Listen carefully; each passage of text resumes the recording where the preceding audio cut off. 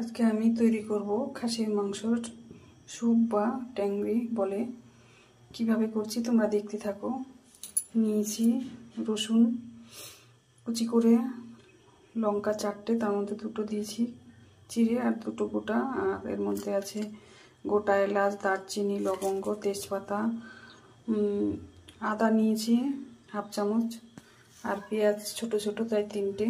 আর ট্যাংরি আমার হচ্ছে একদম বাজার থেকে একদম ফ্রেশ করে এনেছে, শুধু ধুয়ে নিলাম, আর কিছুই করতে হয়নি। তো ছোট ছোট টুকরো করে দিয়েছে। দেখতে থাকো তোমরা কিভাবে করছি। এটা হচ্ছে কুকারে করতে হয়। আমি তেল দিয়ে দিচ্ছি, সাদা তেলে করব।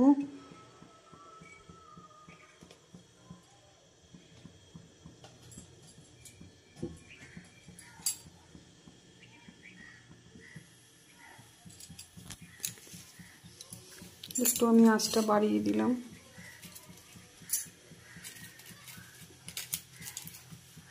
দিয়ে দেবো আমি তেজপাতা। এটা একদম হালকা মিডিয়াম টু আঁচেই রান্না করতে হয়। তারপরে আমি দিয়ে দিব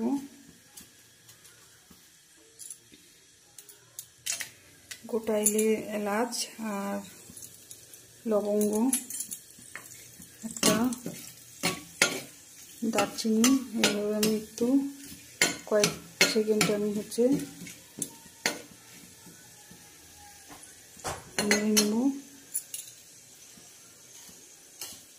তারপরে দেবো হচ্ছে আমি পেঁয়াজ কুচি করে রেখেছিলাম সেটা। এভাবে কিন্তু আঁচটা কমানো থাকবে, পেঁয়াজটা বেশি ভাজবো না, শুধু পেঁয়াজটা লালও হবে না।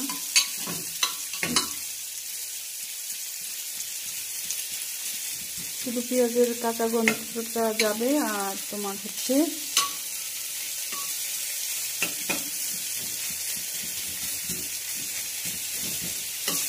নরম হবে। পেঁয়াজটা আমার নরম হয়ে গেছে, দেখো। আর এখন আমি দিয়ে দিব আদা কুচি, 1/2 চামচ আদা কুচি।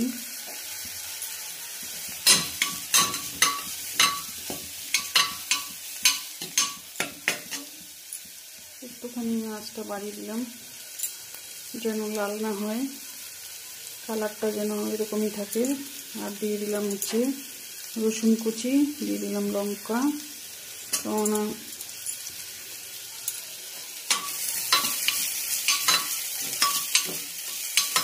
এভাবে না নেড়ে চেড়ে রাখতে হবে, লেগে যাবে আবার।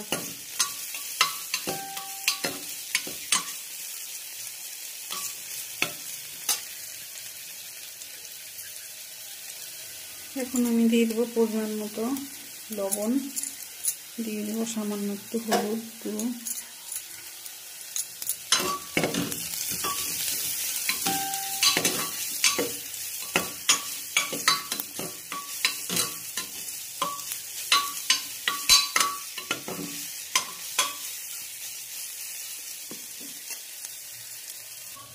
এখন আমি দিয়ে দেবো মাংসের টুকরোগুলো। এইভাবে আমি 5 মিনিটের মতো কষিয়ে নেব। লবণ আমার আর একটু লাগবে, এটা পরে দিব যখন আমি জলটা দিব তখন। একটু আমি আঁচটা বাড়িয়ে দিয়ে মাংসটা কষিয়ে নিই।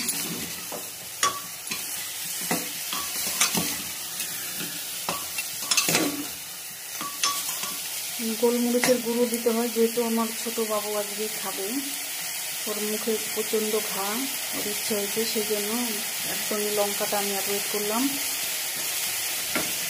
এখানে গোলমরিচের গুঁড়ো অ্যাড করতে হয়, আমি সেটা হচ্ছে অ্যাভয়েড করে চললাম। ছেলে যেহেতু খেতে পারবে না ঝাল, সেই জন্য শুধু 2টো কাঁচা লঙ্কা দিয়েছি। আমার কষানো হয়ে গেছে, 5 থেকে 7 মিনিট আমি কষালাম। এখন হচ্ছে আমি জল দিয়ে দিব। এখানে 1/2 লিটারের বেশি আছে জল। যেহেতু স্যুপ তৈরি হবে সেজন্য জলটা বেশি লাগবে।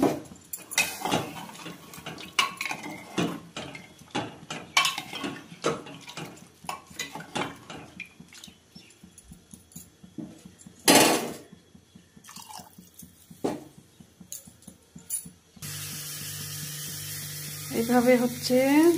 এখন আমি ঢাকনা দিয়ে দিলাম প্রেসার কুকারের। 8 থেকে 10 বার সিটি পড়বে। আর প্রথম সিটিটা আমি একটু গ্যাসটা বাড়িয়ে রেখে দিলাম। এরপরে হচ্ছে সিটিগুলো পড়বে একদম আস্তে আস্তে আর সময় নিয়ে। 8 ঘন্টা মিনিমাম 30 মিনিট এইভাবে রান্না করতে হবে, তাহলে একদম খাসির মাংসের স্যুপ কমপ্লিট হচ্ছে। মশলাগুলোকে সেঁকে নিলাম, তারপরে হচ্ছে মাংসের টুকরোগুলো দিলাম। এই দেখো কত সুন্দর কালার হয়েছে। আর একদম এটা হচ্ছে একদম ফ্রেশ স্যুপ বাড়িতে তৈরি করলাম।